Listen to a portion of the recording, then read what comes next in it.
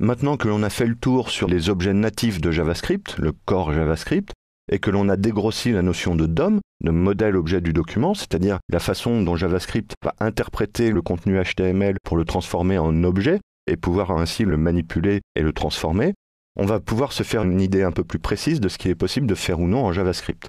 Alors on a déjà commencé avec cette page par exemple, où on se rend compte qu'on est capable d'ajouter du contenu. Ici, si je rajoute un titre, H1 titre, on voit que grâce à JavaScript, on va être capable d'insérer du HTML et donc de modifier le contenu de la page. On peut aussi rajouter donc un sous-titre ou un paragraphe, P. Je vais lui donner un ID qui est égal à paragraphe. Et je vais mettre un paragraphe. Donc je vais le rajouter au contenu de la page. Et JavaScript va me permettre aussi de modifier du contenu déjà existant. Si je prends document.getElementById, alors vous voyez que cette méthode, getElementById, qui est une méthode de l'objet document, c'est une méthode qu'on n'a pas vue dans le core JavaScript. C'est une méthode spécifique au client-side JavaScript et en particulier spécifique au DOM, puisque ça va demander de récupérer un élément du DOM, donc de la structure HTML mais sous format XML de la page, par son identifiant. Donc paragraphe. Donc là, ça me permet de récupérer un élément HTML de la page, un objet HTML. Alors vous voyez que Firebug, c'est quand même très pratique pour pouvoir parcourir le DOM et pouvoir récupérer les éléments qui vont me permettre ensuite de bien coder. Donc .style.color est égal à red. Et si j'insère cette portion de script, là voilà, ça fonctionne mieux. On voit que le paragraphe est passé en rouge. Donc avec JavaScript, je vais pouvoir ajouter du contenu, en supprimer, en modifier sa présentation, donc faire beaucoup de choses, créer des effets aussi, puisqu'on va pouvoir récupérer des éléments, des dimensions. Donc on va pouvoir modifier ces dimensions avec des compteurs, donc on va pouvoir créer des effets. Et donc tout ça de façon très simple, vous avez vu, une seule ligne de code va me permettre de modifier la couleur d'affichage d'un texte. On pourrait le faire aussi au survol, on pourrait le faire quand je clique sur un bouton, on pourrait le faire quand je passe sur une zone réactive, on pourrait le faire à beaucoup de moments, ne serait-ce que quand je scrolle la page. Et tout ça pour amener sur un point, c'est que les modifications qui sont faites sont quasiment uniquement produites par la réaction à une action de l'utilisateur.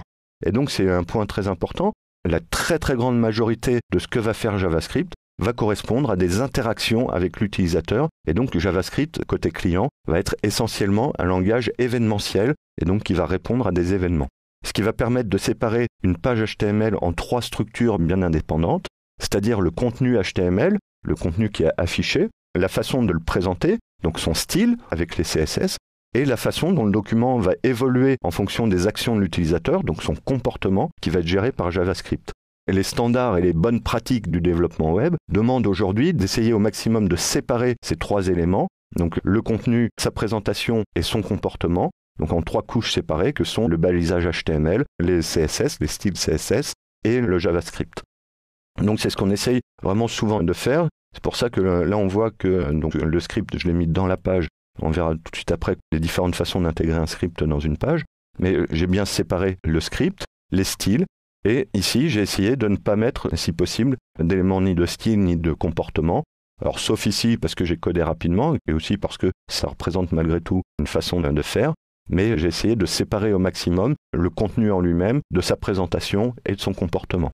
Donc ça, c'est un point qu'il va falloir essayer de garder en tête autant que possible, de ne pas être trop intrusif ni avec les styles, mais surtout dans le cadre qui nous intéresse avec les scripts, de ne pas être trop intrusif, et essayer de bien séparer les choses, ce qui nous permettra aussi de créer des codes qui sont beaucoup moins liés à une page en particulier, qu'on pourra réutiliser d'une page à une autre.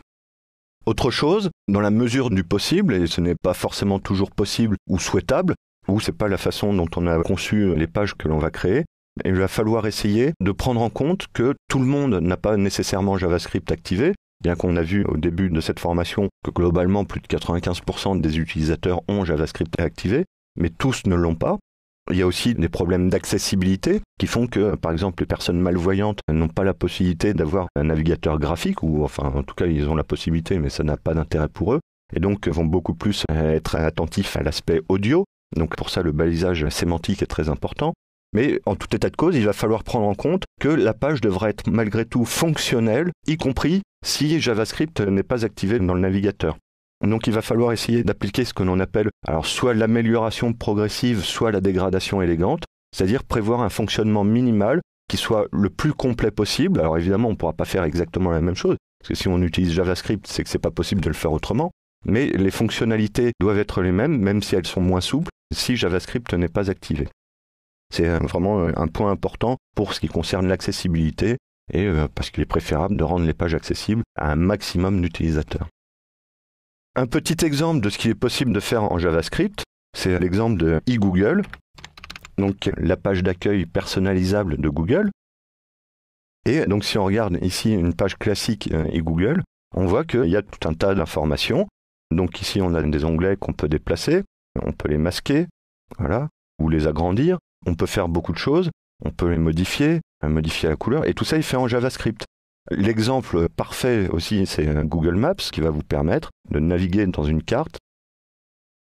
L'essentiel du contenu est chargé dynamiquement. Alors on voit de temps en temps des zones grises. C'est le contenu qui n'est pas encore chargé, qui est en train de se charger. Et donc, alors JavaScript ne va pas vous permettre d'interagir directement avec l'image qui est affichée, puisque cette carte, c'est rien d'autre qu'une image. Mais JavaScript va vous permettre d'agrandir la carte, de la déplacer, de modifier les dimensions, etc. Donc vous allez pouvoir faire beaucoup de choses avec JavaScript. Mais donc, j'insiste là-dessus, à l'heure actuelle, travailler sur une image, donc renforcer des tons, etc., passer en noir et blanc, ce n'est pas de l'ordre de JavaScript. Il commence à y avoir des outils comme par exemple le format SVG, qui prennent en compte un petit aspect graphique accessible en JavaScript, mais ça reste relativement limité. C'est pas encore tout à fait compatible sur tous les navigateurs, donc ça reste des solutions assez lourdes. Aujourd'hui, on peut considérer que JavaScript n'est pas adapté au travail sur les images. Autre chose, il est possible aussi de faire des vérifications, par exemple sur des formulaires. Il faut bien comprendre que ces vérifications n'ont pour but que de donner des renseignements à l'utilisateur. Par exemple, quand on veut s'inscrire sur un site, voilà, créer un compte maintenant. Donc là, je peux rentrer du texte.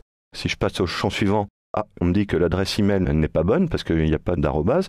Donc il y a une vérification en direct des champs que je suis en train de remplir. Mais cette vérification, c'est juste pour me dire, attention, si vous soumettez le formulaire, de toute manière, ça ne passera pas parce que ce que vous avez rentré n'est pas conforme. Il ne s'agit pas d'une vérification comme vous pourrez le faire ensuite côté serveur à vérifier que tout est bien conforme au format qu'on attend, parce que tout ce qui est intégré dans JavaScript et envoyé vers le serveur peut être très facilement modifiable, en particulier par exemple avec Firebug, où je peux lancer des fonctions qui sont définies dans la page, donc par exemple lancer la soumission du formulaire avec n'importe quelle valeur que je veux, donc sans même prendre la peine ici de remplir les champs. Donc la vérification ici n'est absolument pas sécurisée et ne doit être utilisée que pour le confort de l'utilisateur, pour lui éviter d'avoir à soumettre une page et en voir apparaître une autre qui lui dise bah non, ce que vous avez rentré n'est pas bon. Donc là on a la possibilité de le faire en direct, donc autant s'en servir, mais ce n'est pas une vérification qui est sécurisée et qui peut être prise en compte côté serveur en se disant ça y est, j'ai vérifié en JavaScript, donc maintenant je récupère les données et je m'en occupe plus.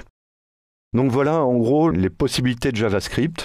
Donc interagir avec la page, ajouter, supprimer du contenu, aller chercher sur le serveur via Ajax du nouveau contenu et aussi interagir avec l'utilisateur puisque JavaScript va être un langage événementiel et donc l'essentiel des actions va être déclenché par des actions de l'utilisateur.